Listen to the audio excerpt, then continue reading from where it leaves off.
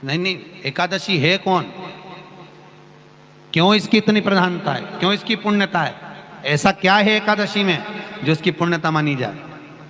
कौन है ये जो भगवान नारायण तक एकादशी का व्रत करते हैं? सुभद्रा जी को भगवान जगन्नाथ ने, जगदीश ने एकादशी का व्रत कराया था। बद्रीनारायण भगवान को माता लक्ष्मी ने एकादशी का व्रत कराया था। क्यों? चंद्रायण एकादशी व्रत की माता। एकादशी है कौन? तो कहा जिसको व्रत करने पर भगवान नारायण भी जिसका व्रत करते हो, भगवान माता लक्ष्मी जिसका व्रत करती हो, वो एकादशी है कौन? तो शास्त्र वर्णन करता है महाराज, स्कंद पुराण का सुंदर चातुर्मास्य खंड के अंतर्गत वर्णन आया है महाराज। एक बार भगवान विष्णु आनंद में विराजमान थे, पद्मावती और माता लक्ष्मी दोनों उनके पास में विराजी हुई थी।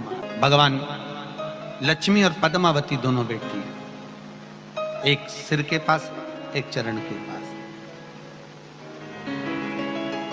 कुछ समय बाद वहीं पर ब्रह्मदेव का आगमन हुआ और ब्रह्मा जी आगमन पाकर भगवान नारायण पद्मावती से लगकर उठे और उठकर लक्ष्मी की ओर झुके। झुकने पर इन तीनों के समागम से भगवान नारायण के हृदय चित्त से एक कन्या प्रकट हो गई। उस कन्या का नाम एका था। क्या नाम था? एका। अब 10 उसके गुण इतने प्रबल थे, वो 10 गुण उसके बड़े प्रबल थे कि वो एका जिसको निहारती थी उसको संपदावान बना देती थी। जिसको देख लेती थी उसके जीवन में वो आनंद की अनुभूतियां करा देती थी। एका जिस मार्ग से जाती थी उस मार्ग के द्वार खोल देती थी। तो बहुत प्रयास कर लिया हो, पुत्रदा एकादशी पूरे साल में 2 बार आती है।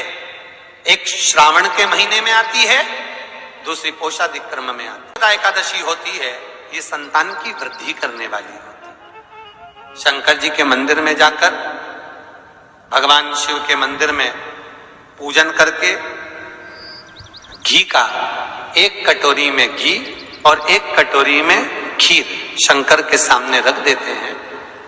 भगवान शंकर के मंदिर पर चौखट पर घी का दिया लगा देते हैं। शंकर जी की चढ़ी हुई 1 बेलपत्र साथ में रखें और 1 बेलपत्र को उठाकर शंकर जी के मंदिर की चौखट पे ही बैठकर चबा चबा कर खा लेते हैं। जो 1 बेलपत्र लेकर आए हैं वो अपने पति को खिला देते हैं। कहते हैं पुत्रदा एकादशी के दिन ये कर लेने पर संतान की प्राप्ति हो जाती है, पुत्र की प्राप्ति हो जाती है।